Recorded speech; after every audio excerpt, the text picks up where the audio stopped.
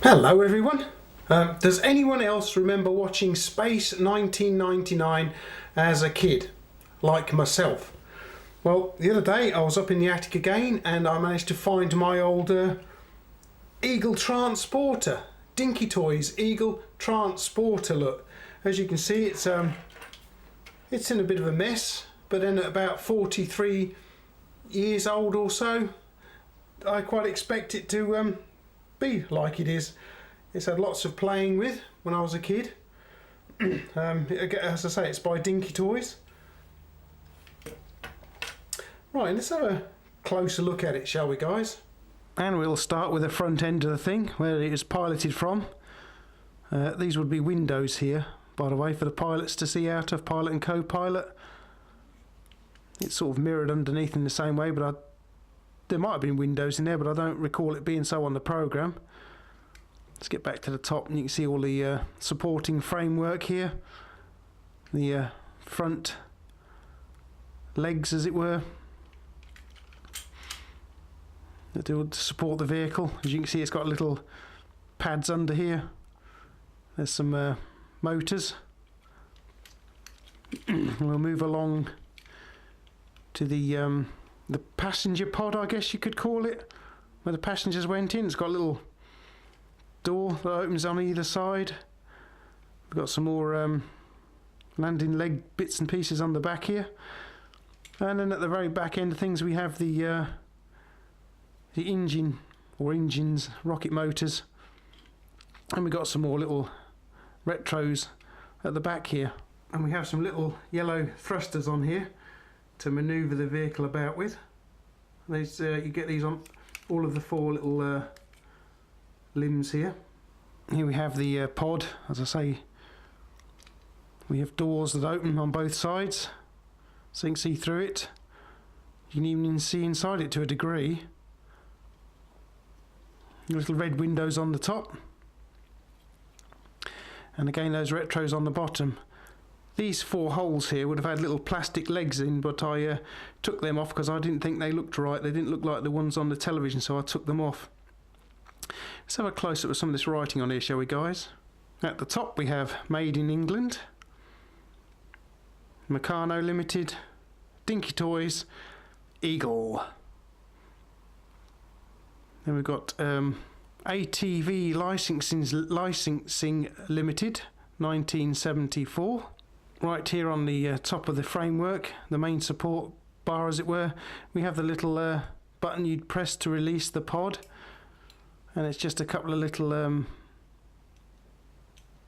levers that pop out into the little square hole in the top of the pod here, like so. If we push it, it will actually drop the pod, hopefully. There it goes.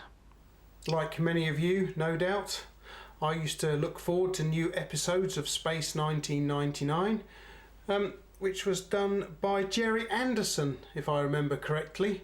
He used to do other programmes I used to watch as a child, like Thunderbirds, Captain Scarlet, Joe 90, and many other of those interesting, but they were puppety programmes, and this was a live action thing, you know, with people in it, proper people in it, much like UFO, which was another series of Gerry Anderson's, which I really used to enjoy in the late 60s, early 70s too.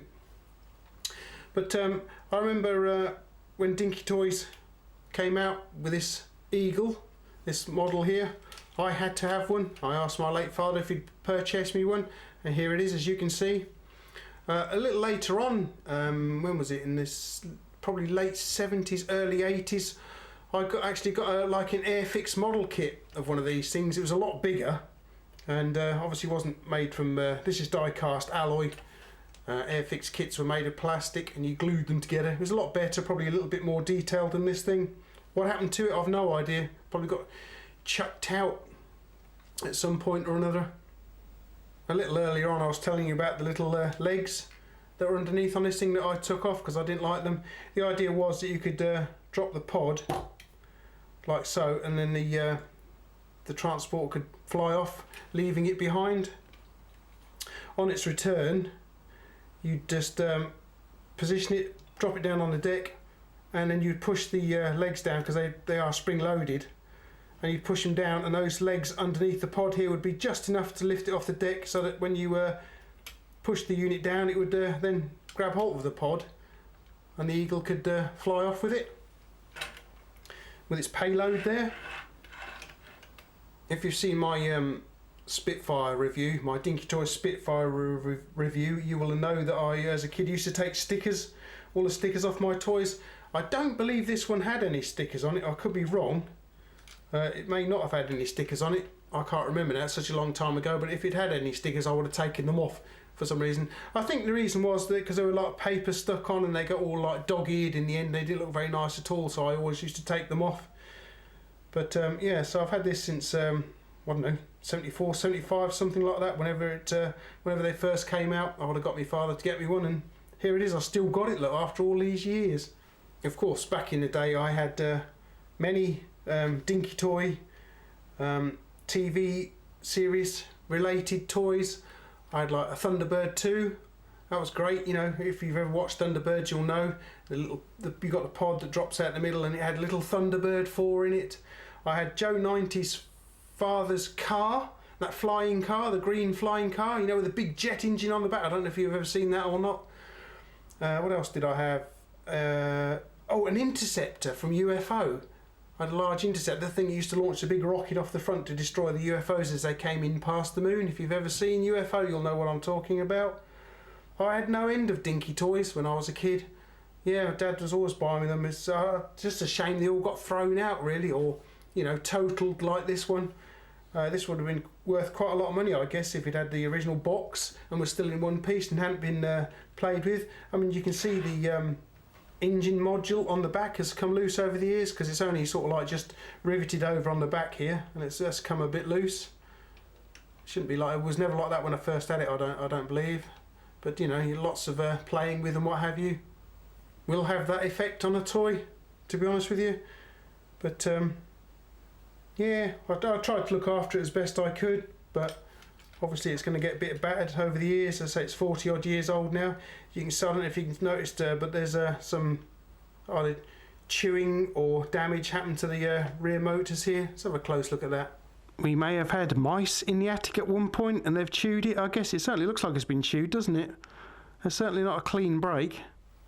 I like the detailing on here. We have the door here to get into the pod. There's also one on the back, and there's also one on the back of the pilot's module, command module if you like. There's also one there so that you can come through into the passenger pod. This thing is quite heavy because it's a like die-cast alloy and some steel in here, a steel supporting bar underneath this plastic framework here. It is roughly 222 millimeters long, approximately 90 millimeters across here, and it stands roughly 38-39 millimeters. I wonder how much it weighs, because it is quite hefty. Right, and here it comes in for a landing on the scales, guys. Oh, perfect touchdown there. 339 grams, 12 ounces. These things are quite nicely detailed and say made from cast aluminium alloy of some description, I would imagine. Today, undoubtedly, it would all be plastic, I guess, lightweight plastic and cheap as possible. But then back in the day, they were made really, really well, you know. I used to enjoy playing with it. It was quite hard wearing. As you can see, it's still here after all these years later, 40 odd years later. Yeah, I can vaguely remember getting it as a kid. It would come in a nice little box, which is a shame it's still not boxed because it'd been worth a lot more. But then again, as I said in my Spitfire review, back in the day, you know, you never got your parents to buy you one of these to collect it because you thought, when I'm 57, it'll be worth so and so. You just didn't want to do that. You wanted to play with it, and that's what I did with it. I used to play with it. It's got little dinks and scratches in it from playing with it. It's probably been outside and inside, and oh yeah, having sort of hours and hours of fun with the thing. Yeah, I used to love my Dinky Toys. I used to have a box full of them. That's how come it got all, you know, bashed up and that, because, you know, they got flung in a box with all the rest of them. But just to say, you didn't really think of it then. It was just a toy to play with, you know. And of course, as you get older, you know, your hobbies move on. And my father, round about this time, I think he bought me this 74, 75. He bought me the Gat air pistol. So of course, things moved on to air guns after that, and he bought me a BSA Meteor, as I remember it, which I still have to this day. Look, guys, all these years later, still got it.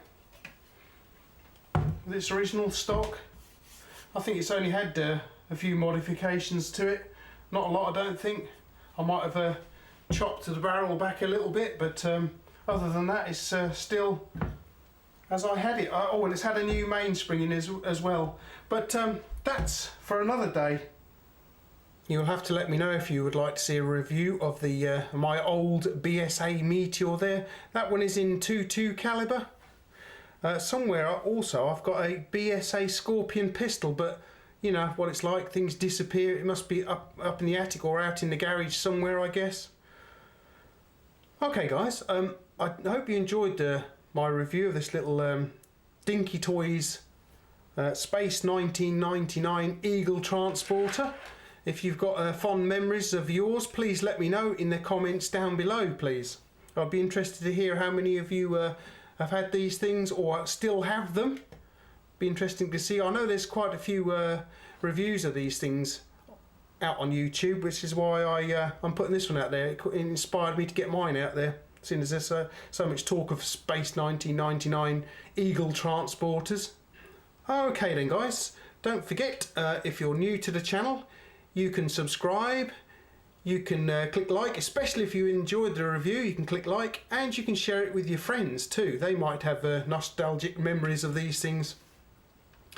You can also follow me on Instagram. There's also my Patreon page, which you can help support the channel. A very good way of supporting the channel is via my special affiliate GearBest link you can find down below in the descriptive text. If you click on that link and go along to GearBest, there's loads and loads of interesting stuff, well priced stuff, all sorts of stuff going on, offers going on all the time, flashlights, knives, etc., whatever you like.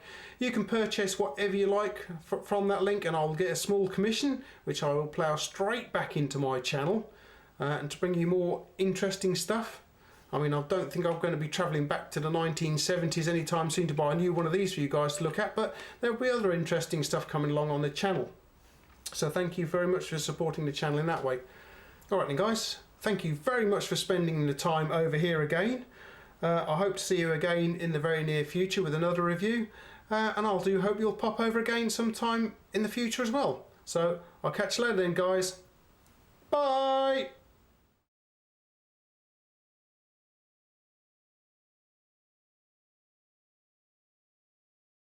Ruff.